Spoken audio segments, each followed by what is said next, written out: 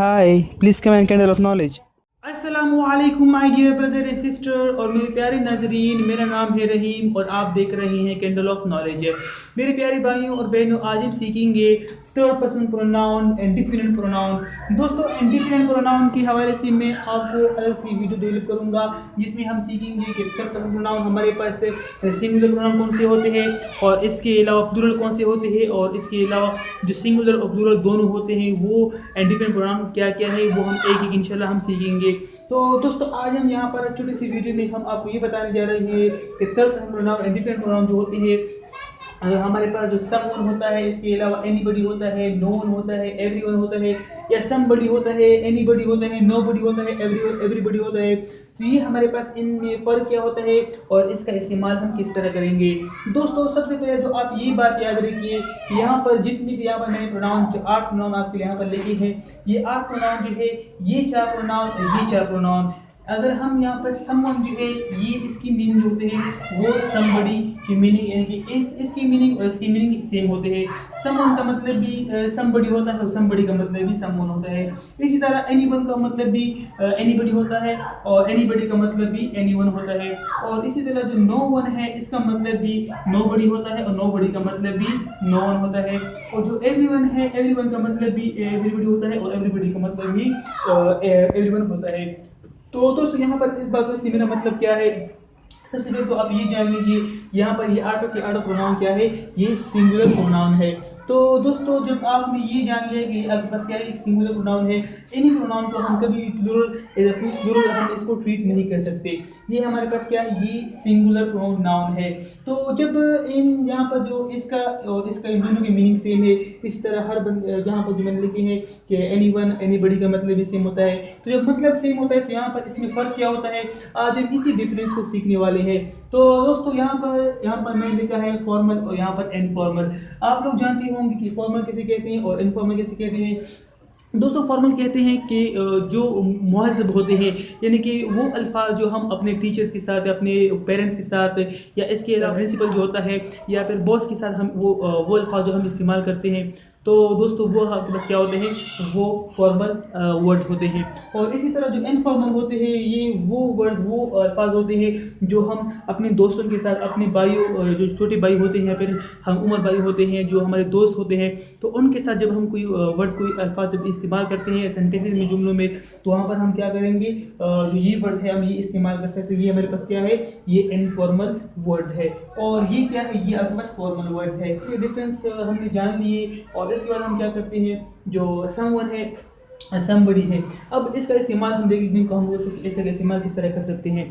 For example, मैं कहता हूँ कि उधर कोई है, यानी कि बाहर कोई लड़का खड़ा है, तो मैं कैसे कहूँगा, मैं कहूँगा someone there, someone there. Someone कोई मतलब कोई एक बंदा वहाँ है।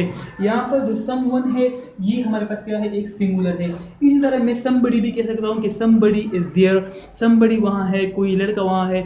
या मैं कहता हूँ कि समबडी वाज देयर, यानी कि कोई लड़का वहाँ था। ठीक है दोस्तों, तो यहाँ पर मैं क्या कर सकता हूँ, समवन भी इस्तेमाल कर सकता हूँ और समबडी भी इस्तेमाल कर सकता हूँ।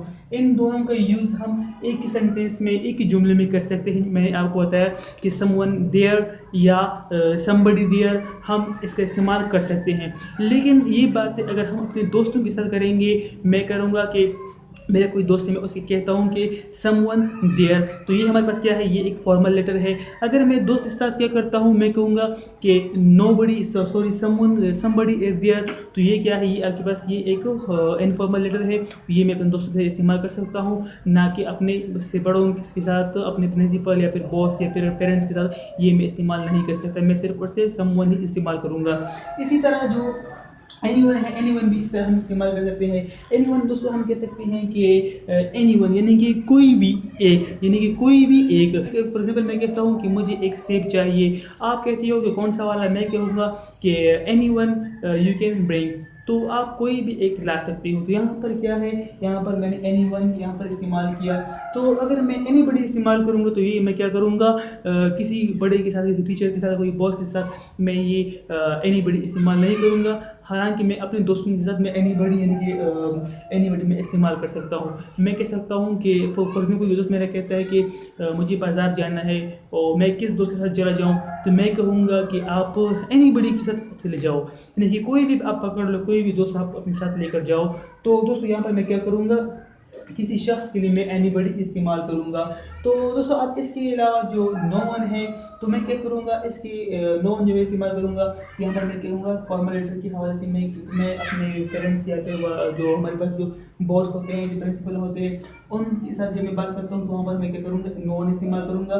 तो इसका इस्तेमाल मैं कैसे करूँगा, मैं कहूँगा कि नो वन इज़ देयर, यानी कि वहाँ कोई नहीं है। और जो नो बडी है, ये मैं सिर्फ और सिर्फ अपने छोटे भाइयों के साथ, अपने दोस्तों के साथ मैं इसका इस्तेमाल कर सकता हूँ। मैं कह सकता हूँ कि nobody in the room, कि कोई कमरे में नहीं है, तो यहाँ पर मैं क्या कर सकता हूँ, नो बडी इस्तेमाल करूँगा। इसी तरह जो एवरीवन है, एवरीवन का इस्तेमाल मैं कैसे करूँगा, तो फॉर एग्जांपल मैं अगर किसी क्लास में जाता हूँ तो वहाँ पर मैं पूछूंगा कि किसी स्टूडेंट के पास पेंसिल है, तो वहाँ से एक स्टूडेंट कहेगा कि एवरीवन हैव, तो हर किसी के पास है।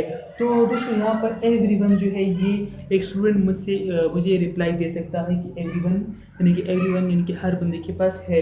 इसी तरह जब मैं इस्तेमाल करूँगा एवरीबडी, तो एवरीबडी कोई स्टूडेंट अपने दोस्त, फॉर एग्जांपल कोई टीचर आगे क्लास में मुझसे पूछता है कि यहाँ पर कौन कौन स्टूडेंट बैठे हैं, तो मैं कहूँगा कि एवरीबडी इज़ देयर। तो इसका मतलब क्या हो गया, मैं कहा कि हर बंदा, हर स्टूडेंट यहाँ पर मौजूद है।